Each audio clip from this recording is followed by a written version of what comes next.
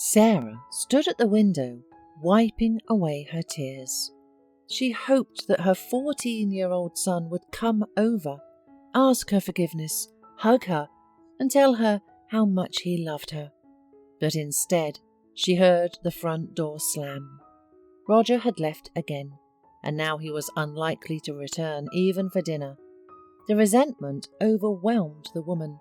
She had done everything for her son, and perhaps she had overdone it. To ensure that Roger did not need anything, Sarah worked from morning until night and did not notice how selfish her son grew up. He was used to only receiving and did not want to give anything in return. Sarah's story was as old as time. As a young, naive girl, she fell in love with a guy a few years older than herself. She thought that Nolan was her destiny, but her dreams were crushed by reality quickly. "What makes you think I'm going to marry you?" he grinned, when Sarah trustingly pressed against him, asked when they would get married. "Nolan, I don't know how it happened, but I'm expecting a child from you." The girl thought her lover would be happy, but he became furious, pushed her away and began to shout, calling her brainless. "What am I supposed to do now? Marry you? What if I don't want to?" "Well, then why did you tell me about love? Why did you deceive me?" cried Sarah, and then, not wanting to see him again, she ran away. At home there was an unpleasant conversation with her parents. They did not expect such an act from her daughter, and only her elderly grandmother stood up for her granddaughter. "Why are you attacking her? Yes, she made a mistake, but should she be mocked for it? Let her give birth. Children are happiness. She'll get married and live in harmony. Nothing terrible has happened. The earth has not stopped." "No, Grandma, I'm not getting married. Nolan does not want to see me or our child. He and I have separated. I will raise the baby on my own." Sarah's mother clutched her head, but her father suddenly agreed with his daughter. "Really, since you're all grown up, give birth. But I'll talk to your boyfriend man to man. Abandoning a child is unworthy of a man." Sarah began to plead with her father not to do this, but he wouldn't listen to her and did it his way. To her surprise, a few days later, Nolan came to her, apologized, and said he was ready to be her husband and the father of the child. Soon they were married. The parents helped them with the first payment on the mortgage, and adult life began for Sarah with adult problems, quiet joys, and deep, heart-wrenching resentments. Nolan turned out to be a worthless husband. He constantly disappeared at his parents, who disliked Sarah from the first day, and certainly set their son against her. Only the birth of Roger helped the unhappy young woman to find some peace. Nolan also seemed happy to see his son, but it did not last long. The boy was barely 9 months old when his father packed his bags and said he was leaving the family.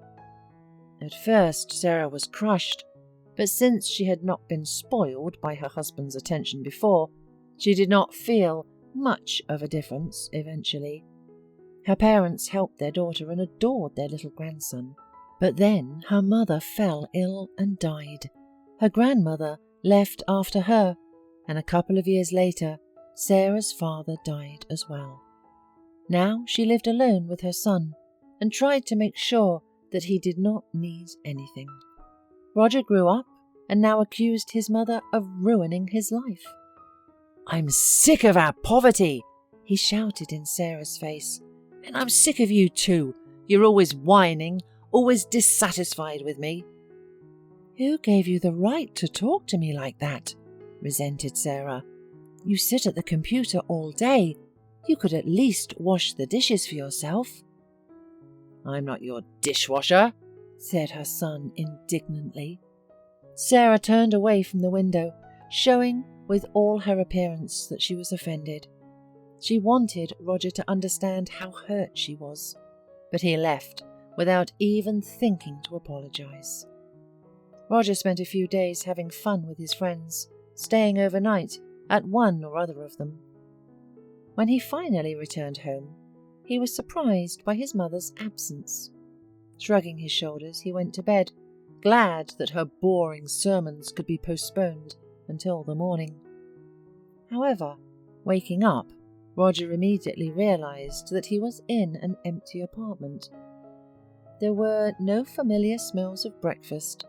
There was no sound of his mother's favourite radio. No one came to affectionately wake him up. Just in case, Roger called out to his mother, but the answer was silence. He made his way to the kitchen to get something to eat, but there was nothing but unfresh cookies, jam and tea. All the other food had gone bad. Roger decided that his mother was punishing him this way and decided to wait for her to come home from work to talk to her. But in the evening, Sarah did not come. She did not come back in a day or two.